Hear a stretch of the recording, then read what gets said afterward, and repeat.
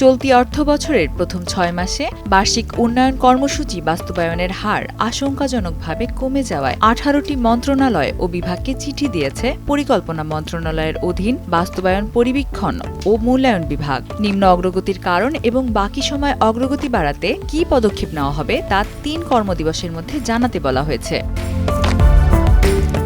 আইএমইডির সাম্প্রতিক প্রতিবেদনে দেখা গেছে ১১টি মন্ত্রণালয়ের এডিপি বাস্তবায়ন ১% অতিক্রম করেনি। এর মধ্যে যুব ও ক্রীড়া মন্ত্রণালয়, পরিবেশ, বন ও জলবায়ু পরিবর্তন মন্ত্রণালয়, সুরক্ষা সেবা বিভাগ, জননিরাপত্তা বিভাগ সহ বেশ কয়েকটি গুরুত্বপূর্ণ মন্ত্রণালয়ের বাস্তবায়নের হার ১%-এর নিচে অবস্থান করছে। সবচেয়ে কম অগ্রগতি দেখা গেছে পরিকল্পনা বিভাগে, যেখানে বাস্তবায়ন মাত্র ০.০২%।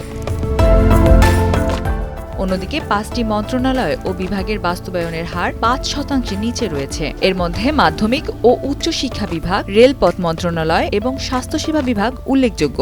কেবল সড়ক পরিবহন ও মহাসড়ক বিভাগ ২ অঙ্কের ঘরে পৌঁছে ১৩.৩১% বাস্তবায়ন করেছে, আর বিদ্যুৎ বিভাগ প্রায় ১০%-এর কাছাকাছি রয়েছে। সংশ্লিষ্ট সূত্র জানায়, সরকার পরিবর্তনের পর বিভিন্ন প্রকল্প পুনর্মূল্যায়নের সিদ্ধান্তে উন্নয়ন কার্যক্রমে স্থবিরতা তৈরি করেছে। অনেক প্রকল্পে অর্থ বরাদ্দ কমানো বা বন্ধ রাখার সিদ্ধান্ত এ অবস্থার জন্য দায়ী বলে মনে করা হচ্ছে। আইএমইডির সর্বশেষ তথ্যে দেখা গেছে, জুলাই থেকে ফেব্রুয়ারি পর্যন্ত ৮ মাসে মোট বরাদ্দের ৩০.৩১% বাস্তবায়ন হয়েছে, যা আগের অর্থবছরগুলোর তুলনায় সামান্য বেশি হলেও পূর্ববর্তী অর্থবছরগুলোর তুলনায় অনেক কম। এ সময় মোট ব্যয় হয়েছে ৬৩,৩২৭ কোটি টাকা। Sanjida Laboni, Times today.